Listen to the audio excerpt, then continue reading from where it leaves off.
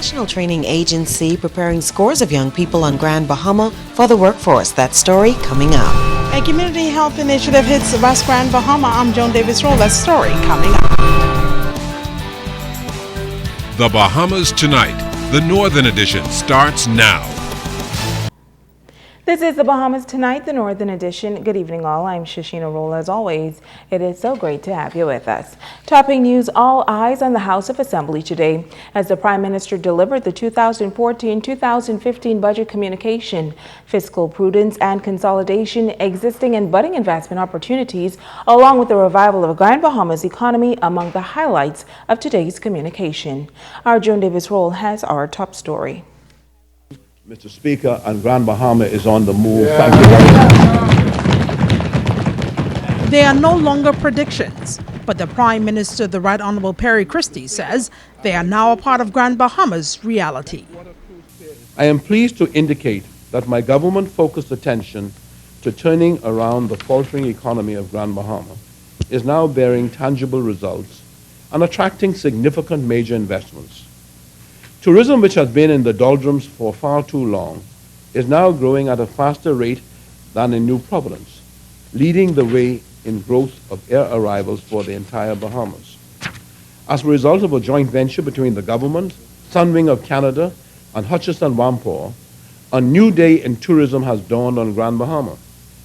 Since its opening in February, the Memories Grand Bahama Beach Resort has delivered much-needed stimulus to the Grand Bahama economy by attracting additional airlift and overnight arrivals from Canada and the United States, resulting in increased hotel occupancy and the creation of hundreds of jobs. The island of Grand Bahama to figure prominently in the overall fiscal success of this country, as the Prime Minister, while delivering the budget communication, spoke about the immediate and future plans to revolutionize this island's economy. The nation's leader says Grand Bahama's economy has not only been resuscitated, but it now has a new economic pulse, with the tourism sector delivering a strong heartbeat. The number of international arriving passengers at the Grand Bahama International Airport for the period January through April 2014 is up by 10,679 passengers, or 25.16%. The total number of incremental seats to the destination from the United States of America via the Vacation Express Bahamas Air program is 66,000, combined with 34,000 from Canada, for a total, Mr. Speaker, of 100,000 seats, or a projected increase in visitor arrivals of 71,000 passengers, representing 460,450 visitor nights overall, and incremental tourism earnings of $57 million. The Prime Minister says the news gets even bigger and better in this vital sector. Then came the much-anticipated announcement regarding the sole gaming facility here on Grand Bahama. That a new replacement casino operator has been identified for the casino at Alukaya. The Hotel Corporation has issued a certificate of consent for the new operator to apply to the Gaming Board for a casino license. The licensing process should be completed in the next several weeks following the completion of due diligence and the probity investigations. The nation's chief executive, shifting his focus, announced that intense negotiations between the government, the Grand Bahama Port Authority, and the Hutchison Whampoa Group have yielded the following. The three parties have signed a memorandum of understanding with the government for the development of Phase 5 of the Freeport container port at a cost of some $200 to $250 million.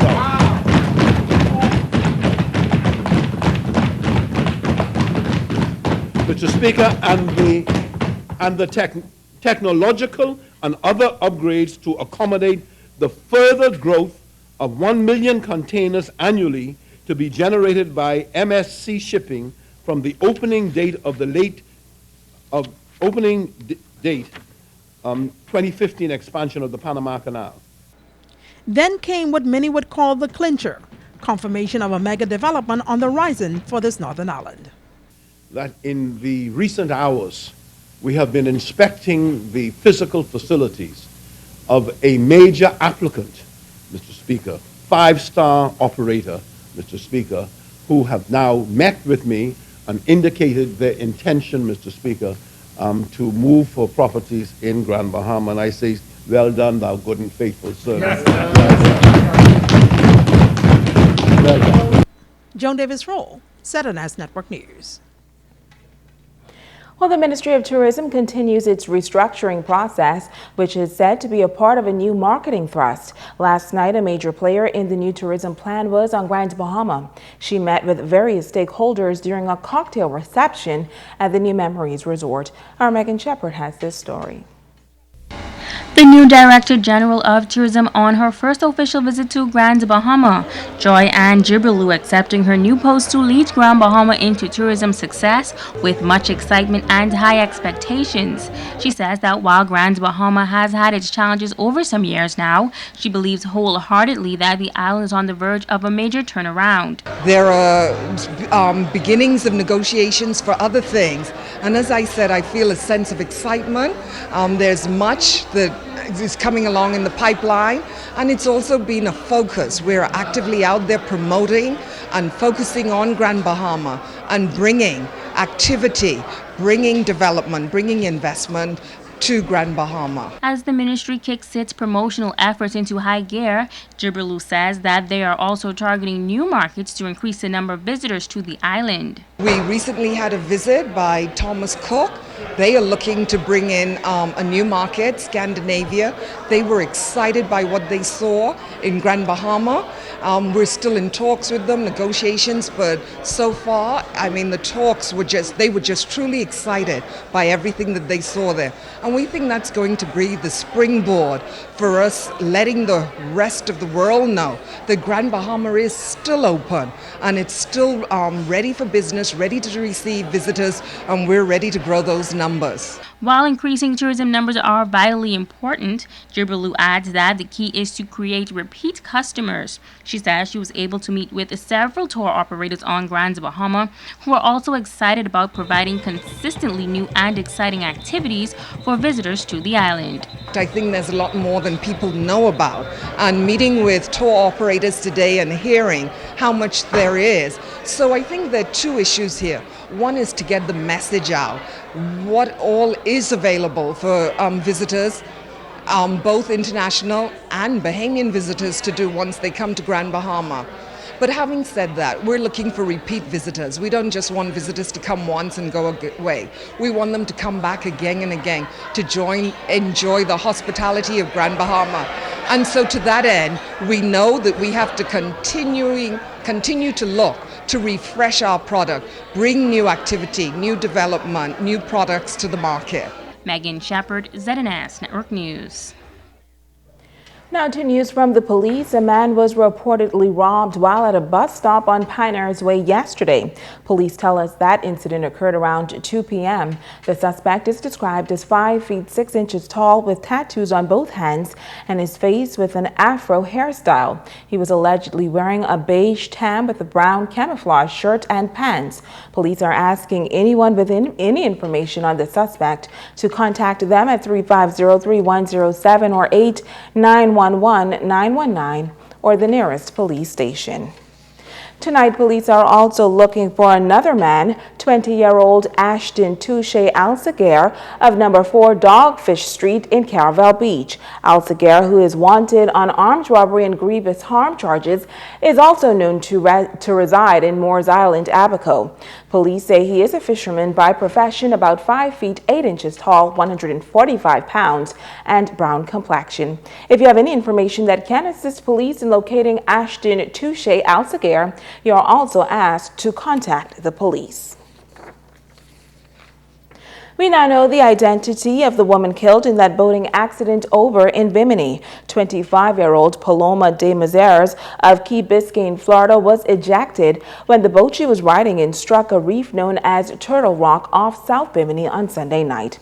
She was taken to the public clinic and pronounced dead. Police are continuing investigations into the circumstances surrounding this fatal crash.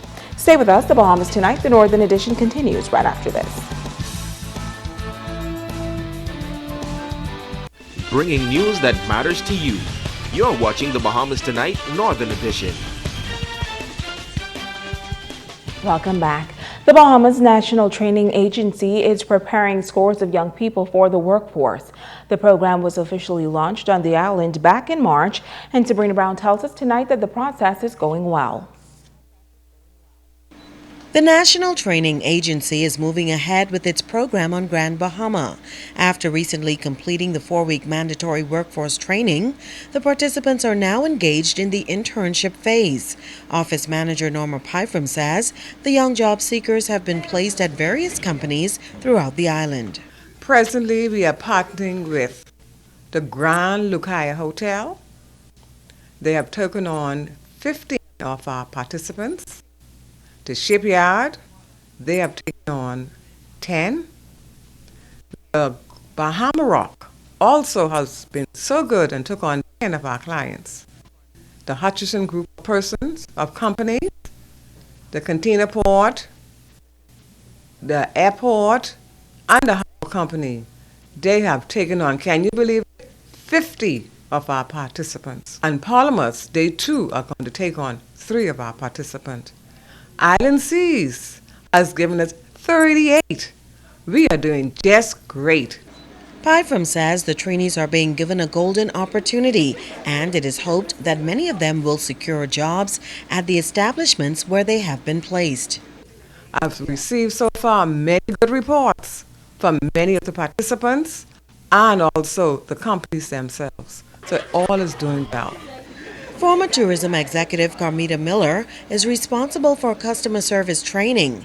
In this highly technological age, she believes the young people need to know that there is still a need for a personal approach. The customer service program is to get them to be interactive and be able to deal with customers. The customer now, especially in the area of travel, they are very exacting. Very exacting. They want the best for less, which includes your personality, your smile, and they want you to engage them. The training program is designed for young people between the ages of 16 and 29 years, but Pyfram says people beyond that age bracket are also in need of the BNTA's assistance. I'm hoping that the government will decide on something for those who are over the age of 29, because a lot of them have been coming into the office. I already have at least 75 other applicants for those who are over the age of 29.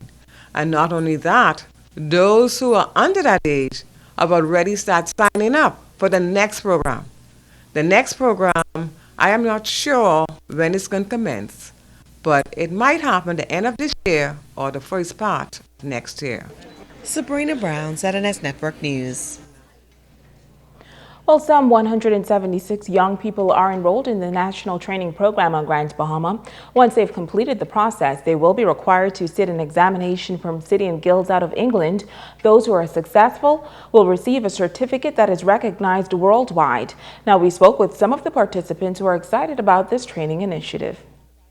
I want to do customer service because I like to interact with people, and I like to help people out, see what they need, what they want to do, or anything else. I came to learn about customer service, the different types of customers, and the special needs that they have. They teach me my different behaviors and attitudes, how to act towards people, and what to say, negative and positive attitudes, and to know that life is serious, to be on your best behavior, because it's not like you're still in school, it's the real world. This phase right now is the practical phase of the customer service, and we're going to use that to help us get a certificate. This is all about our certificate to build up your resume. I have learned, to deal with people it's in a matter of teamwork, being able to meet different people, adjust to their attitudes, and still being able to have fun, learn about customer service, different areas of work.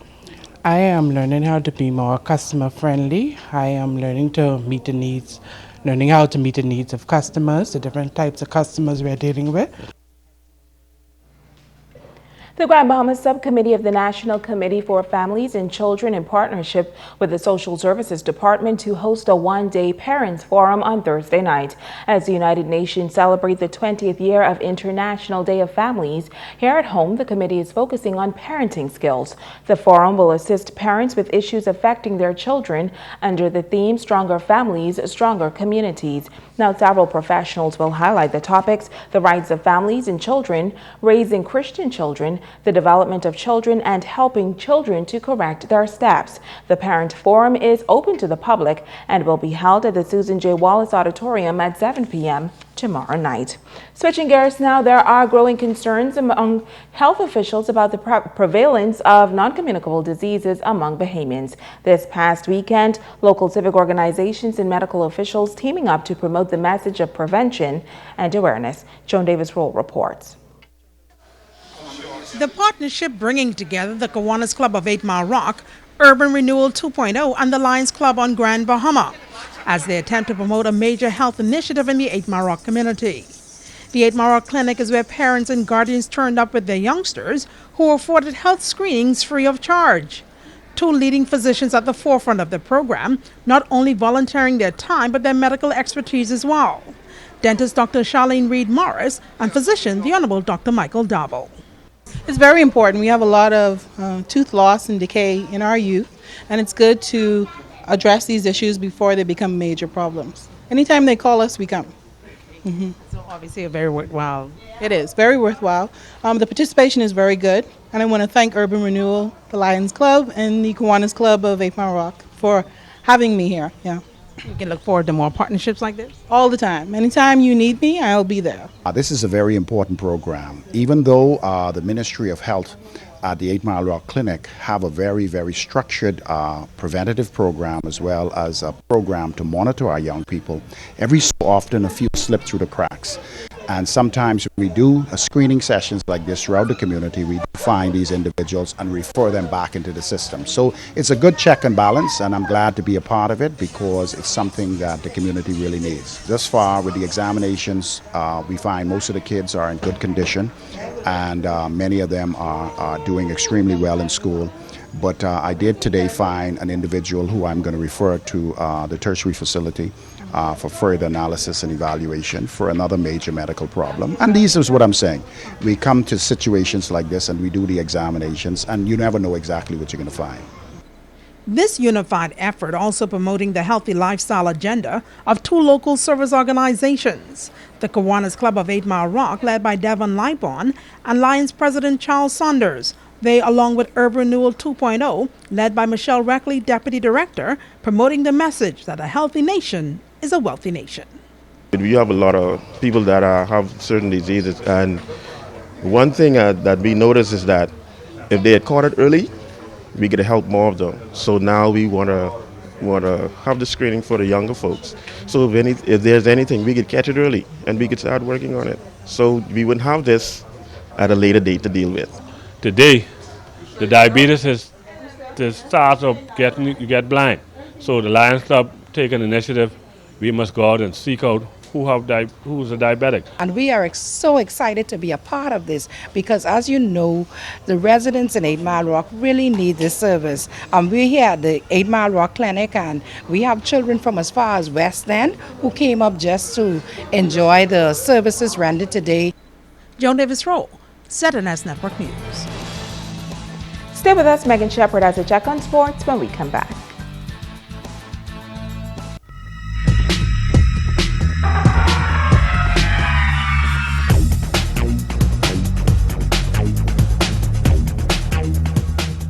Hey everybody, welcome to Sports. I'm Megan Shepard. Frank Pancho Ramming Primary School Track and Field Championships underway at the Thomas A. Robinson Stadium. 66 schools participating with Hugh Campbell Primary, Walter Parker, Martintown, Bartlett Hill, Holmes Rock, and Bishop Michael Eldon Primary in the field of teams. Opening ceremony held this morning, and the 200, 400, and 800 meters were held today. The meet will wrap up on Friday. Now tonight we feature a high school student of Sunland Baptist Academy who is on her way to achieving her Olympic dreams. The 12th grade student recently competed at the IAAF High School Relays and did Grand Bahama proud. Tonight she shares her story about her love for track and field. I love it. I don't know who I would be if I didn't run. So yeah, I need to run every day to make me happy. Number 2, it's Sunland as they go down the back straightaway. It's Sunland, followed closely by QC. Sack on third. Takes my mind off of everything, and I just focus on running. Really, nothing else is going through my mind at that time.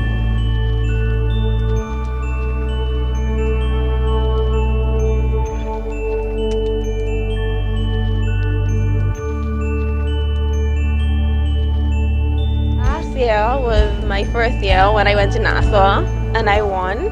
I was like, I'm fast. Yeah. Feels good because everybody knows me and they're congratulating me and encouraging me, you know, telling me keep it up and all that. I mentally prepare myself, you know, because I get nervous a lot before my race, so I have to prepare myself and I warm up properly. Stretch so I don't get any injuries while I run in. This is the senior girls 4x400 meter relay. St. John's, Sunland, St. Augustine. My hero is Shanae Miller because she's fast and she's young. She accomplished so much and she is so humble and she's run the 400 too. I want to make it to Olympics and win the 400 and the 800.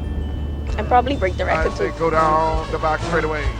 It's Sunland, followed closely by QC. Like our Golden Girls, they did it, so I think I could do it too. If I keep training and praying, I'll be one.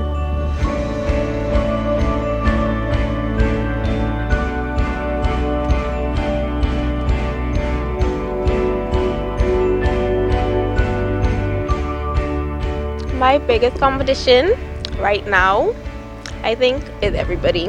Because you never know who could just come right up and just win one day. So, gotta watch everybody.